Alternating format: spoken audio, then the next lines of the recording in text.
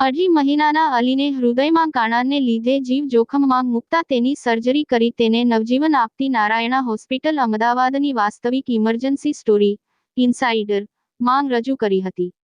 નારાયણા હેલ્થે તાજેતરમાં જીઓ ટીવી પર એક શક્તિશાળી નવી તબીબી દસ્તાવેજ શ્રેણી ઇનસાઇડર ને લોકો સમક્ષ રજૂ કરી, જેમાં તબીબો અને તેમની ટીમે કટોકટીઓ પર પ્રમાણિક દેખાવ પ્રદાન કરે છે, જે દર્દીઓની વાસ્તવિક વાર્તાઓ શેર કરે છે જેમણે જીવલેણ પરિસ્થિતિઓનો સામનો કર્યો હતો. અહીં અમદાવાદનો એક અસાધારણ કિસ્સો દર્શાવવામાં આવ્યો છે, જે માતા અને તેના શિશુની કરુણ યાત્રાને પ્રકાશિત કરે છે.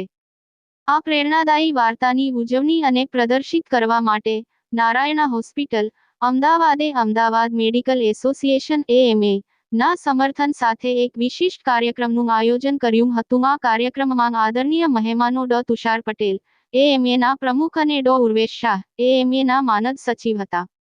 ઉપસ્થિતોમાં તબીબી વ્યાવસાયિકો, કોર્પોરેટ પ્રતિનિધિઓ, વીમા વડાઓ અને હિંમતવાન માતા પિતાનો સમાવેશ થાય છે. અલી નામનું બાળક હૃદય અને કિડનીની ગંભીર સમસ્યાઓ સાથે જન્મ્યું હતું અને શરૂઆતમાં 25 દિવસ સુધી અન્ય હોસ્પિટલમાં વેન્ટિલેટર પર જીવિત રહેવા માટે લડ્યું હતું.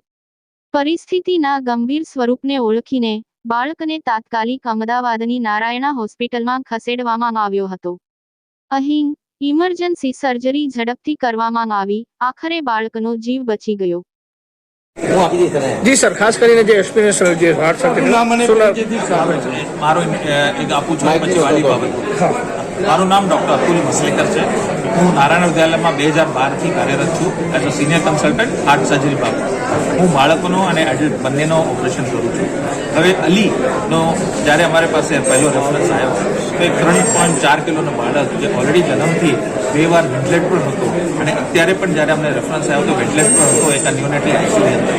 એને ફેફસામાં તકલીફ હતી, એને કિડનીની તકલીફ હતી અને હાર્ટની અંદર એક મોટો હોલ હતો. તો એ જે બાળક અમારી પાસે જ્યારે રેફરન્સ આવ્યો, પીડિયાટ્રિક કાર્ડિયોલોજીસ્ટે રેફર કર્યો કે ભાઈ અલીને હવે વેન્ટિલેટરથી છૂટવામાં એક જ આન્સર છે કે એને ઓપન હાર્ટ સર્જરી કરીને એ કાણો બંધ કરો. કાણો શું કરે કે ફેફસાની અંદર વધારે પડતું બ્લડ શન્ટિંગ કરે. જ્યારે બ્લડ શન્ટિંગ કરે ફેફસા જે આપણે નોર્મલ સ્પંજ હોય ને, જે ભેગા થઈને હેવી પાણીમાં ભરીને કે હેવી થઈ જાય, એવી લોડ લંગ્સ પર અને એ લંગ્સ ટોલરેટ નથી કરી શકતા, એટલા માટે વેન્ટિલેટર. તો એની અમે ઓપન હાર્ટ સર્જરી કરી. પણ અમને જેવું લાગતું હતું કે ઓપન હાર્ટ સર્જરી તો રૂટીન અમે કરીએ જ છે, પણ એના પછી એ બાળક 16 દિવસ વેન્ટિલેટરમાં હતો અમારા આઈસીયુમાં. દર દિવસે મને ખબર છે કે દર દિવસે ભગવાનને કેટલી વાર હું યાદ કર્યો હતો એના બાબતમાં, કેમ કે અમે એક ટક થઈને બધા મળીને એક જ અમારા મનમાં વિચાર હતો કે અલીને સારા થઈને ઘરે જવાનું એ અમારા માટે મોટું ચેલેન્જ છે. અને અમે 16 દિવસ પછી સક્સીડ થઈ ગયા. એ મારા માટે, મારા ટીમ માટે એક બહુ મોટી વસ્તુ છે. અમે કરેલા છે આવા ઘણા પેશન્ટ, પણ એક હોય ને કે રૂટીન ઓપરેશન હોય અને બીજું એક ઓપરેશન તમારા દિલ હાર્ટની અંદર છૂઈ જાય. તો અલી જેવું એક બાળક જે 2 મહિનામાં અમે 3 કિલોનો બાળકને જેને ઓપરેટ કર્યો, એ મારા દિલની અંદર જેવી રીતે બેસી ગયો છે. અને જે તમે જોઈ રહ્યા છો 1.5 વર્ષનો થઈ ગયો છે, કેટલો હેલ્ધી બાળક છે. તો એક ફેમિલી માટે, મારા માટે અને બધા સોસાયટી માટે એક બહુ ઇમ્પોર્ટન્ટ વસ્તુ થઈ જાય કે એવા બાળકો જેનું ઓપરેશન સક્સેસ થયો, એ એક બીજો મેસેજ આપે સોસાયટીમાં પણ કે ઘણા બધા બાળકો હોય જેને હાર્ટ સર્જરી લોકો નથી કરાવતા. આપણા પાસે અત્યારે હું કહું તો વર્ષે 2 લાખ જેટલા જન્મ થયેલા બાળકોને હાર્ટનો પ્રોબ્લેમ છે ભારત દેશમાં. આ સ્ટેટિસ્ટિક છે. અને એમાંથી 50,000 થી 60,000 એવા બાળક હોય છે જેને વર્ષે ઇમરજન્સી સર્જરી થાય.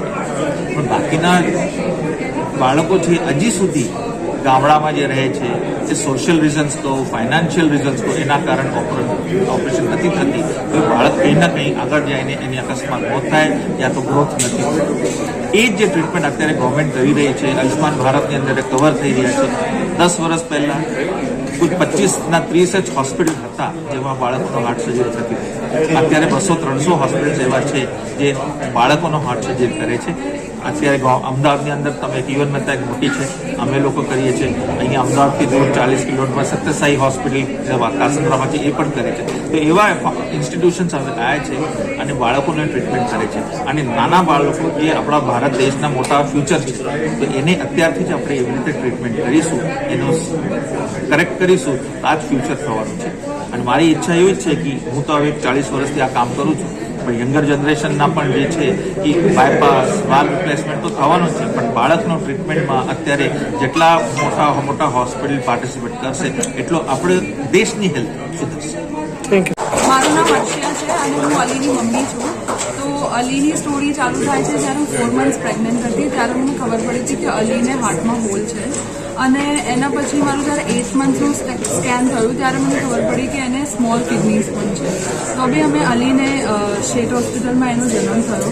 એના ત્યારબાદ તરત જ એને NICU સપોર્ટ જરૂર પડી.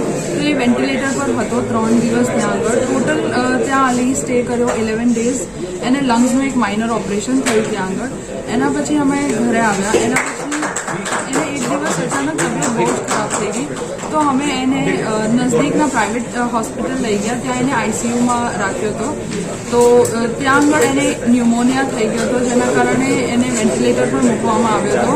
અને ત્યારબાદ એ 20 daysનો સ્ટે હતો ત્યાં આગળ. ત્યાંથી એને સારું નથી થતું. તો અમે એક ડૉક્ટર મળ્યા, ડૉક્ટર વિશાલ ચાંગેલા, જેમને અમને કીધું કે આ ઓપરેશન પોસિબલ છે.